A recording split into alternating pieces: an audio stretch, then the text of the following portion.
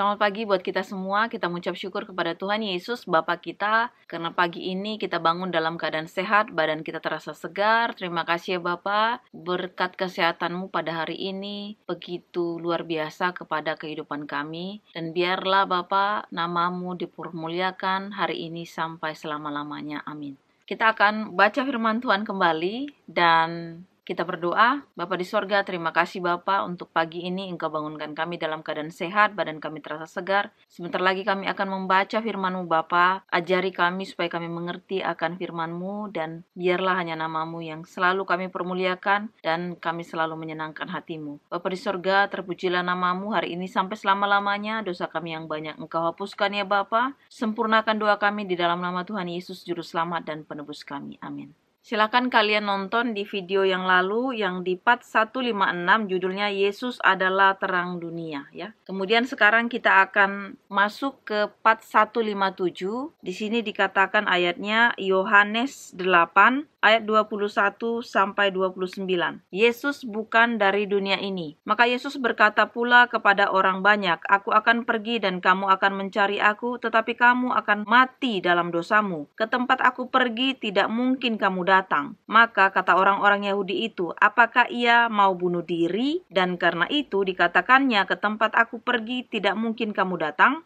Lalu ia berkata kepada mereka, "Kamu berasal dari bawah, aku dari atas. Kamu dari dunia ini, aku bukan dari dunia ini. Karena itu tadi aku berkata kepadamu bahwa kamu akan mati dalam dosamu. Sebab jikalau kamu tidak percaya bahwa akulah Dia, kamu akan mati dalam dosamu." Maka kata mereka kepadanya, "Siapakah engkau?" Jawab Yesus kepada mereka, "Apakah gunanya lagi aku berbicara dengan kamu? Banyak yang harus kukatakan dan kuhakimi tentang kamu. Akan tetapi, Dia yang mengutus aku adalah benar, dan apa yang kudengar daripadanya, itu yang kukatakan kepada dunia." Mereka tidak mengerti bahwa ia berbicara kepada mereka tentang Bapa. Barulah kamu tahu bahwa akulah Dia, dan bahwa aku tidak berbuat apa-apa dari diriku sendiri, tetapi aku berbicara tentang hal-hal sebagaimana diajarkan Bapa kepadaku. Dan Ia yang telah mengutus aku, Ia menyertai aku. Ia tidak membiarkan aku sendiri, sebab aku senantiasa berbuat apa yang berkenan kepadanya. Jadi di sini udah jelas sekali ya, bahwasanya Yesus sudah mengatakan siapa Dia. Kemudian Dia katakan lagi di sini bahwasanya ini penting sekali ya. Aku baca yang di ayat 21. Maka Yesus berkata pula kepada orang banyak, "Aku akan pergi dan kamu akan mencari aku, tetapi kamu akan mati dalam dosamu. Ke tempat aku pergi tidak mungkin kamu datang." Jadi ketika Tuhan sudah katakan akulah Dia, kamu harus menerima aku sebagai juru selamatmu. Kamu harus dibaptis. Kemudian Tuhan Yesus mengajarkan bagaimana kerajaan surga itu ya, seumpama seperti apa. Kemudian di sini dikatakan ketika orang-orang biasa ya, dari pengajaran Tuhan Yesus ya, selama kita ada di sini untuk mempelajari, selama kita baca, orang biasa justru hanya dengan melihat saja mereka langsung mengatakan, "Engkaulah itu Tuhan, Engkaulah Tuhan itu, Engkaulah yang dari atas, Engkaulah anak Tuhan, Engkaulah anak Bapa, Engkaulah guru, Engkaulah Tuhan, Engkaulah semuanya." Tapi ketika dia mengajari orang Yahudi, enggak semuanya orang Yahudi ya, orang-orang Yahudi yang dalam tanda kutip ahli-ahli Taurat ini,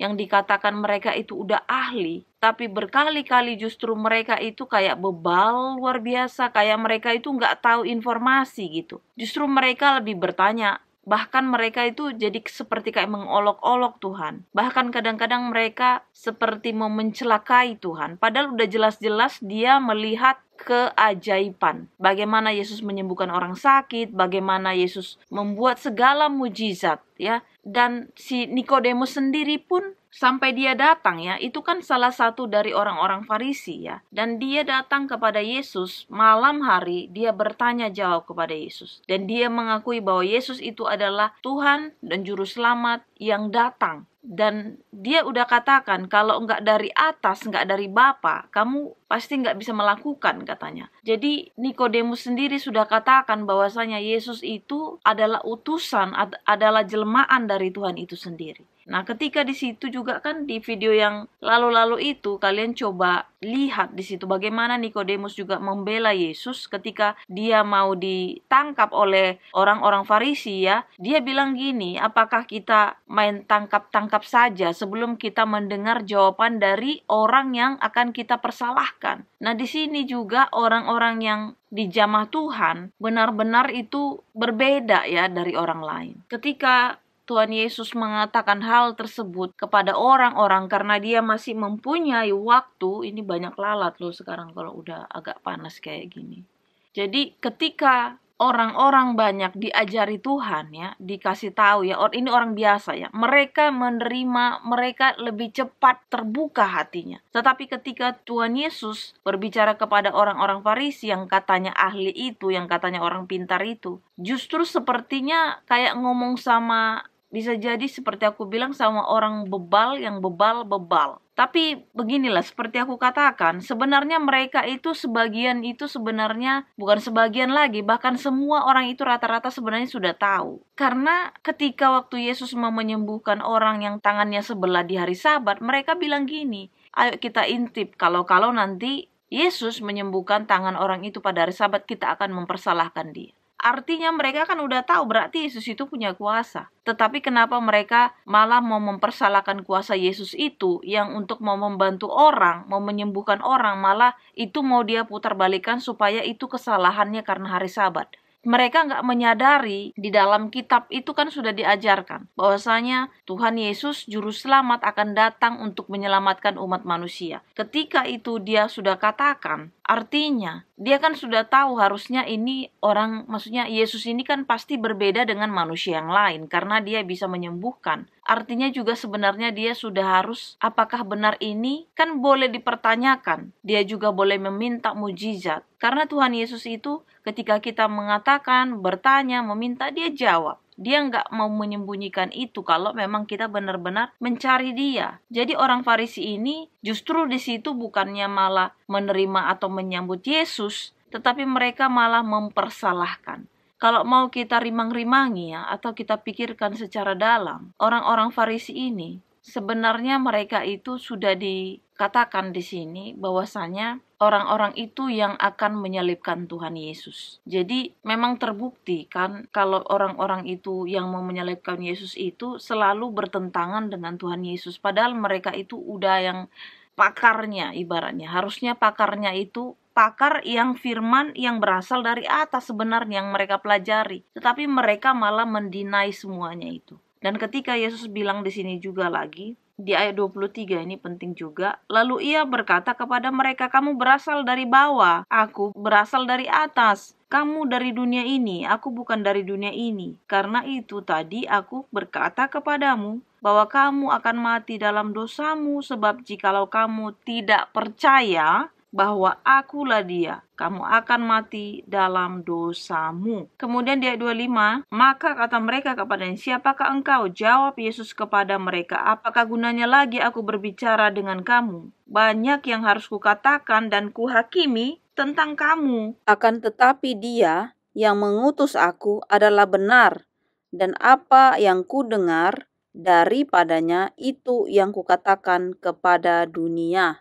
Di ayat 27 mereka tidak mengerti bahwa ia berbicara kepada mereka tentang Bapa. Jadi di sini sebenarnya udah dijelaskan ya. Tuhan Yesus itu berbicara itu berdasarkan dari Bapaknya. Tapi kalau bilang berarti bukan dialah Bapaknya, berarti bukan dialah Tuhan Yesus. Di atas sudah dijelaskan. Aku bukan dari dunia ini, aku dari atas. Kemudian di sini juga udah dijelaskan bahwa kamu akan mati dalam dosamu sebab jikalau kamu tidak percaya bahwa akulah dia, kamu akan mati dalam dosamu. Di situ sudah dijelaskan, akulah dia. Jadi wujud Yesus yang menjadi manusia itu hanya seperti kayak dipinjam tubuhnya, jelmaan ya, karena dia harus lahir di dunia. Lahir itu kan pasti dari seorang perempuan. Tetapi sebenarnya rohnya Tuhan Yesus itu adalah dia, Bapa itu sendiri. Makanya dia satu. Keberadaannya itulah yang membedakan. Tetapi sebenarnya dia satu. Kalau semuanya sama kan nanti bingung kita. Mana bapaknya, mana anaknya, semua sama. Jadi dia kesana kemari. Tuhan Yesus itu pemikirannya ilmunya itu udah melampaui akal manusia. Jadi jangan kita pakai manusia ini pikirannya. Karena hal-hal mujizat itu hanya Tuhan yang bisa. Ingat, Tuhan sudah katakan, aku bukan dari dunia ini, aku dari atas. Makanya ketika bumi menuduh bumi, terra terram accusat yang ditulis di tanah ketika kedapatan wanita berzina. Artinya dunia ini adalah tempat kita manusia orang biasa. Tuhan Yesus ada Bapa kita itu dari atas, dia dari surga. Makanya dia bilang selalu dari atas. Tuhan Yesus juga selalu menengadah ke atas meminta berkat. Karena semuanya itu dari atas, bukan dari bumi ini, bukan dari bawah. Jadi jelas sekali di sini udah dikatakan. Di ayat 28 ya. Maka kata Yesus, apabila kamu telah meninggikan Anak Manusia, barulah kamu tahu bahwa akulah dia, dan bahwa aku tidak berbuat apa-apa dari diriku sendiri. Jadi seperti tadi, wujudnya manusia Tuhan Yesus, tetapi dalamnya adalah dia, adalah roh aslinya Bapa lah. Aslinya dia itu. Di sini ya, aku baca ulang lagi. Maka kata Yesus, apabila kamu telah meninggikan Anak Manusia, barulah kamu tahu bahwa akulah dia, dan bahwa aku tidak berbuat apa-apa dari diriku sendiri, tetapi aku berbicara tentang hal-hal sebagaimana diajarkan Bapa kepada aku. Bapa lah yang berbicara, yang mengajari. Di ayat 29 yang terakhir, dan ia yang telah mengutus aku, ia menyertai aku, ia tidak membiarkan aku sendiri, sebab aku senantiasa berbuat apa yang berkenan kepadanya. Jadi simpelnya beginilah, setiap apapun yang dilakukan Tuhan Yesus itu sumbernya dari atas, dari Bapa itu sendiri. Seperti kayak simpelnya begini ya, seperti analoginya, seperti wayang. Wayang itu kan seperti apa ya dibilangnya, gak ada nyawanya, dia harus dalang yang memainkan. Ketika dalang itu menggerakkannya, si wayangnya juga bergerak mengikuti dari dalangnya. Ketika si dalangnya berbicara, seolah-olah si wayang itu juga berbicara. Tetapi ini maksudnya jangan disamakan jadi kayak wayang begini, tapi itu seperti analogi ya. Maksudnya supaya kita mengerti. Jadi setiap si dalang itu menggerakkan, berbicara, itu sumbernya itu dari si dalang itu sendiri.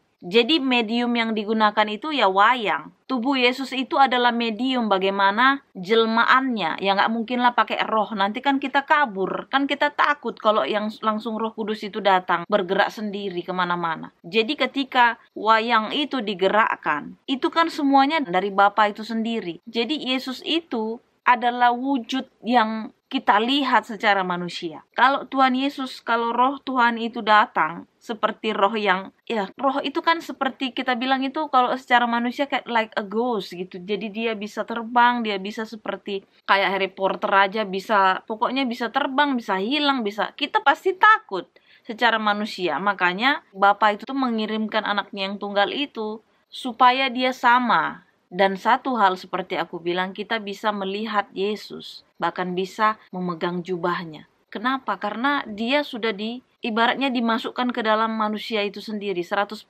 manusia, 100% Tuhan, makanya dikatakan. Kalau kita datang langsung kepada Bapa itu, aduh, kita orang berdosa itu kita bisa mati. Bahkan Musa aja yang waktu bertemu dengan Tuhan aja, ketika di semak duri ya, yang terbakar itu, Musa mau mendekat, tapi kan dibilang, awas-awas kamu, bukalah sendalmu, katanya, bukalah kasutmu. Karena di tempat di mana engkau berdiri itu adalah suci, tanah suci. Bukan sekarang suci juga, tapi ketika kehadiran Tuhan itu di situ, kita ini nggak sanggup untuk datang, kita bisa mati. Makanya Tuhan itu sinarnya, sinar kemuliaannya itu benar-benar kita menyilaukan mata. Musa pun kalau kita baca di Alkitab itu kan katanya menutup selubunginya, karena dia nggak kuat melihat cahaya itu. Ketika Bapa itu datang originalnya, kita mana bisa dekat. Kita orang berdosa, dia orang suci. Kita bisa mati tiba-tiba karena kesuciannya itu. Makanya Tuhan Yesus itu dikirim ke dunia ini. Ibaratnya simpelnya beginilah, Tuhan Yesus dikirim ke dunia ini, mati di kayu salib. Kita harus percaya karena itulah jalannya. Dia berkorban. Seperti di video yang lalu, caranya bagaimana kita harus makan daging Tuhan Yesus dan minum darahnya. Bukan makan langsung, makan seperti makan ayam ya. Tetapi kita menerima dia sebagai juru selamat, kita dibaptis, kita diselamkan, terus kita dibangunkan. Kita sudah mati di hidup yang lama dan kita dihidupkan yang baru, dibangkitkan. Jadi itu secara simbolik dan ketika kita mengalami yang namanya kematian juga, ingat ketika Tuhan Yesus datang kedua kali, dia juga akan membangkitkan semua orang, mau orang yang berdosa, mau yang tidak berdosa, mau orang yang benar atau yang tidak benar dibangkitkan. Yang menjadi perbedaannya adalah orang yang benar, orang yang melakukan kebenaran, kebaikan, akan bersama-sama semuanya masuk ke dalam surga. Ya, semuanya juga dihakimi. Tapi ketika orang yang jahat atau orang pengikut iblis, yang berkali-kali mungkin sudah diperingati tapi tidak mau mendengar, bahkan dia mengikut jadi pengikut iblis, ketika itu mereka akan masuk ke dalam kegelapan, dan di sanalah akan terjadi gertakan gigi, api neraka itu menyala-nyala, katanya sampai selama-lamanya. Jadi kekal ya. Surga itu kekal, neraka itu juga kekal. Pilihan ada di tangan kita. Jadi cepat-cepat bertobat, jangan mau lagi dimanipulasi oleh iblis. Karena kalau kita tidak mau cepat-cepat kata Tuhan, kita tidak mau percaya dengan Dia, tidak mau melakukan firman-Nya. Sayang sekali nanti ketika kita nggak tahu, ketika habis masa kita di dunia ini, kita nggak punya waktu lagi. Jadi cepat-cepat bertobat ya. Dan inilah doa dan harapan kita. Hari ini adalah hari ulang tahunku yang ke-38.